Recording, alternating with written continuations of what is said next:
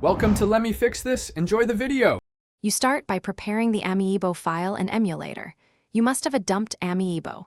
Bin or tap File and Yuzu installed. Make sure the build supports Amiibo.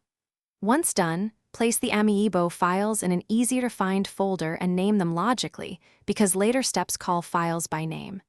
Make sure your Yuzu profile is configured and that you can access input and controls. Now move to configuring the controller and Amiibo interface inside Yuzu, so the emulator can read the dump. Next, you configure Yuzu to present Amiibo to the game. Open controls and map a key or button to trigger Amiibo data. This lets you send the dump during gameplay. Then, enable any Amiibo-specific option and point Yuzu to the folder with your bin/. Tap files so the emulator can find them.